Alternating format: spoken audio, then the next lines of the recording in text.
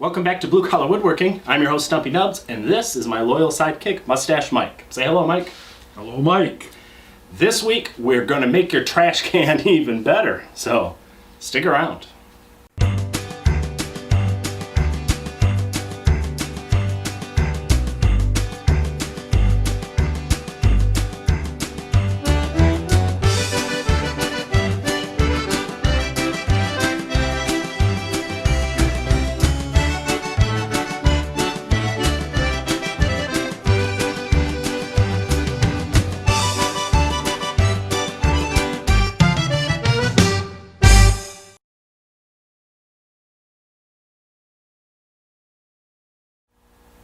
A few months back, we did a 4-episode series on dust collection, and the stash is going to give you a quick summary.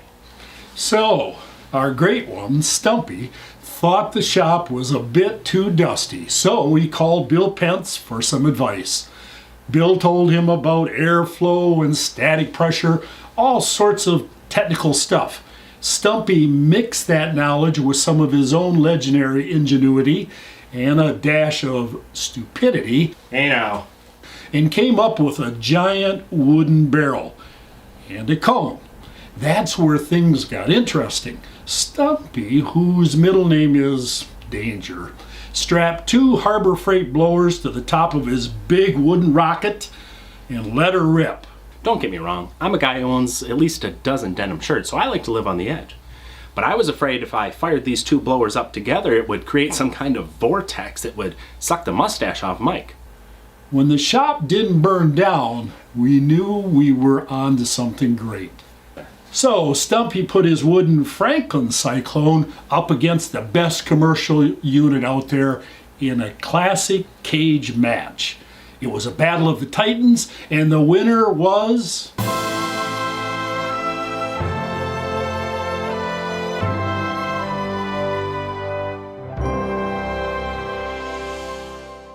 Well, time has passed. I've been able to use both cyclones for a while, and I want to amend my evaluation. How did I describe the Clearview Cyclone before? Awesome.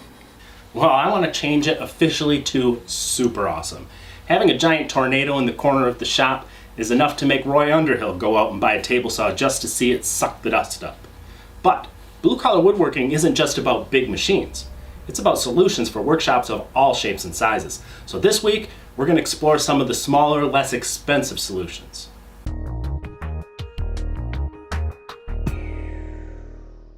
Not every workshop has room for a big Frankencyclone, no matter how cool it is. Some use single-stage dust collectors like Jet or Grizzly or Harbor Freight. Some use shop vacs. Some use brooms and nose plugs. I personally think broom technology has gone just about as far as we can take it. But there are some ways to increase the efficiency of your dust collector and your shop vac, and Mustache Mike's going to start us off. The most common dust collectors in garage workshops are single stage. That means everything is sucked through the impeller and then spit into the filter. The air escapes and the dust drops into a bag. This creates a couple of problems. First, you risk danger to the impeller if you suck up something hard. Even a fire if you suck up something metal. Plus, all of that sawdust being blasted into the filter will cause it to clog up and reduce your overall airflow. There has to be a better way. There is a better way. It's called a trash can, and it's not just for Festool catalogs anymore. You can buy these lids from places like Rockler or Woodcraft, pop them onto a standard metal trash can, and voila! You've just turned your single-stage dust collector into a cyclone of sorts. And in the process, you've solved 2 of your biggest dust collection problems. Because the heavy chips and any dangerous debris end up in the can, while only the finest dust goes through the impeller and into the filter. Plus, you almost never have to empty that lower bag on your dust collector, which was clearly designed just to make a good woodworker use bad language. But these lids do come with a price, and I'm not just talking about the $30 you'll have to shell out to get one. Well, I'll let the stash deliver the bad news. While these plastic lids will separate the chips from the dust, they aren't very efficient. For one thing, they reduce your system's airflow. That can be worked around by keeping your duct runs short and simple. But the biggest problem isn't so simple. The design itself is inherently flawed because the outlet points directly at the bottom of the can. That means as your can fills up, dust starts to get sucked out again. Oh, woe is me. Who shall ever save me from the dust that plagues my workshop? Actually, somebody did solve the problem, and it wasn't Stumpy. We'll fill you in right after this.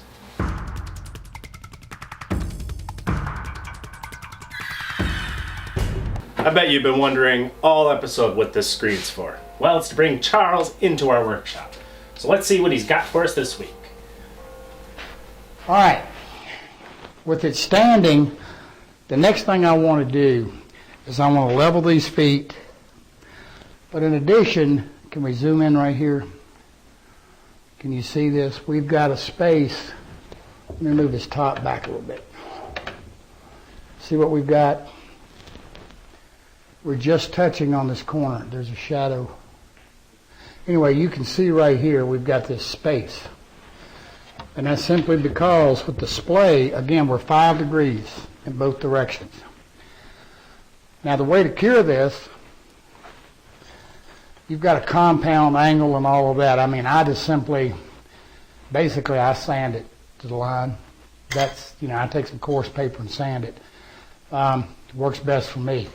But with your top setting, everything working, I've got a little stick that's just a little bit over 1/8. And basically what you want to do, whatever your gap is in here, you just want to get a little bit over it. And then just go around, lay it up against your flat top. And if you don't, you can lay a flat board across it and just mark it all the way around. That's going to give you where you need to be. The same exact thing on the foot. You want to mark the feet. And you want to mark them all the way around so that you can shape to that. And again, you can see I'm just above, I'm right at the edge of the toe. Actually, I could probably use a little thicker piece. And all we did, and we took a handsaw or bandsaw and just kind of took the worst off, just leave you plenty of meat to work to your line. You want to always work in from that toe. And you want to make sure you get it pretty flat. Now, the same thing on the top. You can take a handsaw or whatever and just nip the top off close to the line, then work to it. No big deal. Thank you, Charles. And for more of Charles Neal's fine woodworking videos, check out cnwoodworking.com. I have a lot of heroes. There's Roy Underhill, of course, Superman. And there's also Phil Thien. Who is Phil Thien, you ask? Well, he's a mild-mannered reporter who spends his days working at the Tribune, and at night he ducks into a phone booth and creates trash can separators. That's not entirely accurate. Phil designed a trash can lid that baffles the mind, which is kind of convenient because it's called the Thien Baffle. It's a big improvement over those plastic lids because it adds a shield between the dust in the can and the outlet. It's one of those, why didn't I think of that sort of things? And the best part is, you can build one. So what's the recipe for our dust collector? First, you'll need a new trash can with a lid, a 4-inch dust collection elbow and a coupling, some sort of 3/4 inch material. You can use scraps, and a good thick dowel. A lot of these things are made entirely from wood as a replacement for the trash can lid itself. But I figure, why not use the lid? You get it for free with the can, and it's already sized to give you a good tight seal. Besides, I can do whatever I want. It's my wood shop. Well, there you have it. A trash can cyclone that'll make you wish you had more dust to suck up. Now that it's done, Mike can tell you how it works. A cyclone uses a centrifugal motion to separate the dust from the air. As the chips enter into the can through this port, they spin around the inside of the upper chamber at a high rate of speed. I experienced the same thing with the belly full of hot dogs in one of those spinning fair rides last summer. The dust, which is heavier than the air, rubs around the outside of the can and it slows down until it drops out of the airstream and through the cutouts along the perimeter of this lower disc. That lower disc of the Thien Baffle keeps the airstream at the top of the can so the dust down there in the bottom isn't disturbed. This greatly reduces the amount of fine dust that gets sucked into your collector, fills up the bag, and then clogs the filter. This is a great option for shops with single-stage dust collectors. But what about those of us who have shop vacs? Well, I'll get to you fine fellows next. Then just go to stumpynubs.com and click on the tab that says Stumpy Store. There you'll find plans for many of the projects you see on Blue Collar Woodworking, and you can help support the show.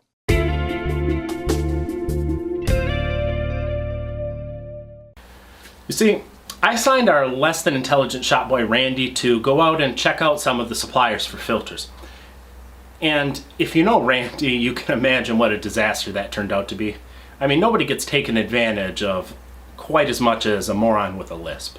Every place that he contacted either sold him something that he didn't need or that just wouldn't do the job. What I found to be the best place was actually the same website that I got that sweet 6-inch flex hose from before, Wynn.com. The INV is short for environmental, and environmental is short for air and stuff. When we got a hold of Wynn Environmental, we got to talk to the people whose name are on the building, or the website. Rick Wynn and his son Dick spent weeks emailing back and forth to us, explaining all sorts of technical dust collection stuff that Randy will never be able to comprehend. And when it came time to actually order some filters, we got a really good price for the highest quality we could find. I also know that Rick Wynn is a woodworker because he sent me this rare sample of copper beech. I ended up getting filters for 3 different dust collection systems. This one, of course, came with our Clearview Cyclone, but Wynn manufactures it. And this one here is for our wooden Frankencyclone. We're going to have more on these on our website in about a week or so. But this big baby here is the one that I think a lot of you guys are going to be interested in. This filter is designed to pimp out your single-stage dust collector, like your Jet or your Harbor Freight. It replaces that big old dusty 5-micron filter bag that's on top of your collector, and that not only gives you better filtration, but all these pleats inside make for a lot more surface area. That means more air can go through it, which means more suction at your machines. I think Charlie Sheen put it best when he said, winning. Actually, woodworkers have known about the Wynn filter upgrades for a long time, and if you go on the internet, you're going to find loads of good reviews for them, so it's not just my word. I personally feel like it's the best upgrade that you can make to a single-stage dust collector, and for that, they're one of my favorite things. While you were gone, I was working on a mini Thien Baffle for the shop vac lovers among us. And let's face it, we all love our shop vacs. Even if you have a bigger dust collector, you probably use a shop vac for smaller power tools or cleaning off the counters in the kitchen. And there's nothing worse than a clogged filter. Well, I suppose some things are worse. I mean, bed bugs are pretty nasty. A homemade Thien Baffle can do the same thing for your shop vac that it does for your dust collector.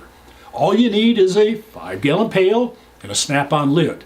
And because these buckets only hold 5 gallons, Stumpy's going to make a baffle that sits on top of the lid rather than inside the bucket. The nice thing about using a snap-on lid is that it gives you a nice tight seal. The metal for the sides was just one of those floor joist pans that you get in the dust collection section of the big box store. And the inlet is a shop vac extension tube, which is nice because it fits the end of your shop vac hose. This works in the same way as the bigger one. Air comes in here, spins around the chamber, and the dust drops out the sides and into the bucket, leaving only the finest dust to go out the top and into your filter. That way you can use a really fine HEPA filter in your shop vac without worrying about it clogging. You can build your own Thien Baffle in an afternoon. But if you need help, check out stumpynubs.com/homemade machines for detailed plans on this and all the other projects we build here on the show. And yes, the drum sander plans from the last episode will be up shortly.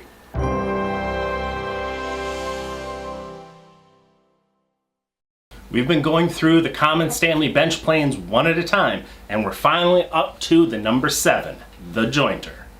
A jointer plane is used for making joints, particularly edge joints. The long, flat sole is just what you need to get a perfectly flat and smooth surface on a narrow board so that you can join two narrow ones into one wide one. But because a joiner plane is so long, it rides on the highest points of the board, which means it's not great for getting it flat if it's not already mostly flat when you start. You want to start with your number 5 or your number 6 before you grab your number 7. When you're edge jointing by hand, it's a good idea to use your fingers as a fence to help keep the plane square to the face of the board. But even then, you should still sandwich the two boards together so that any deviation will be canceled out once you open them up and glue them. A lot of companies even made fences for the joiner planes, and these are particularly nice, especially if you want to set it at a specific bevel angle. The number 7 is the most common long joiner, but Stanley also made an even longer number 8. Mine is an old wood body model, but if you're really into hand joining lumber, you'll want to track down probably an iron version. Whether you use a number 7 or a number 8, a joiner plane is an essential part of any hand tool collection. Well, that about wraps up our bench plane series. If you've missed any of the previous segments, just go to stumpynubs.com and you can check them all out there. And that brings us to my favorite portion of the show. Time for sarcastic answers to viewer questions.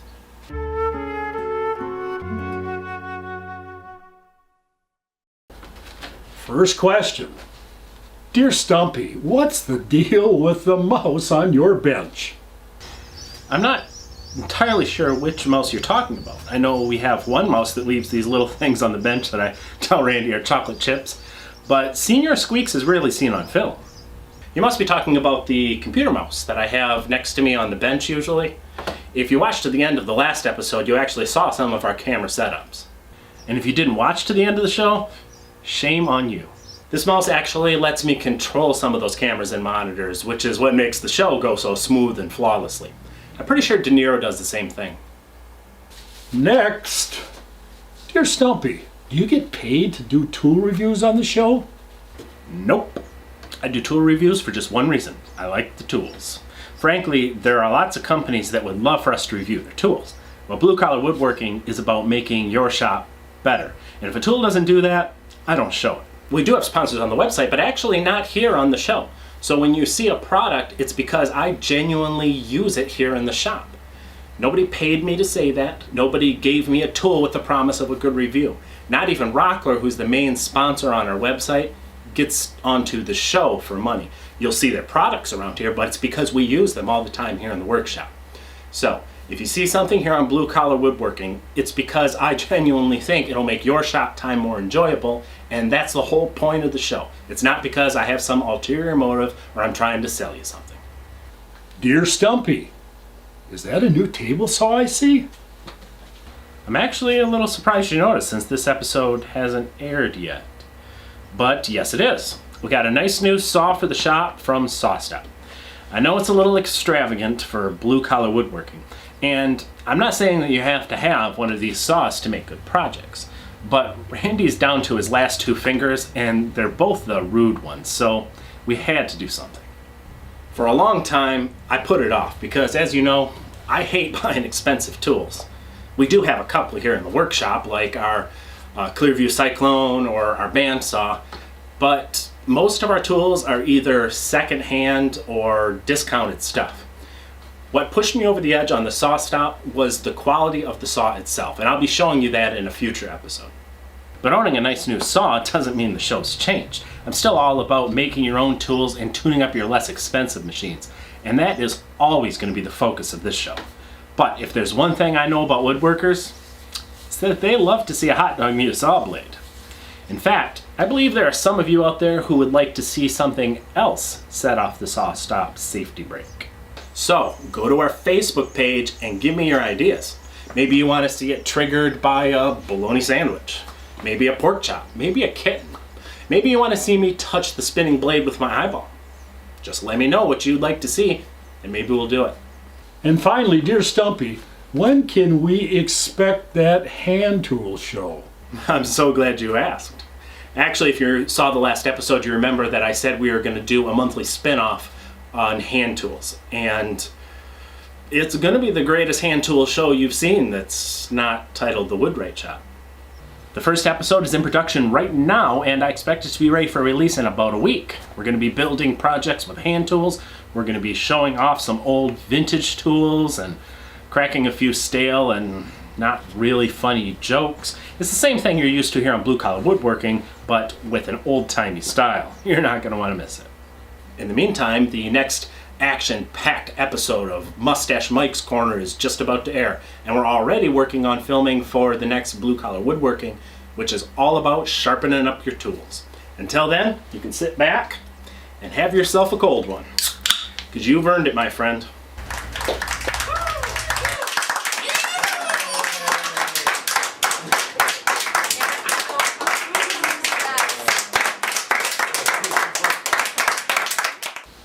Where did I mess up at? You said split instead of spit. Oh, is it spit? Oh, spit okay. into the filter. Can I use my awesome? Can I say far out because that's kind of the '70s thing, or No, because use awesome? Okay. because then you can sit back and have a cold. Where's my cold one? No, it's just that screen. And you let mosquitoes in yesterday. Oh, that's right. They're all over at our house.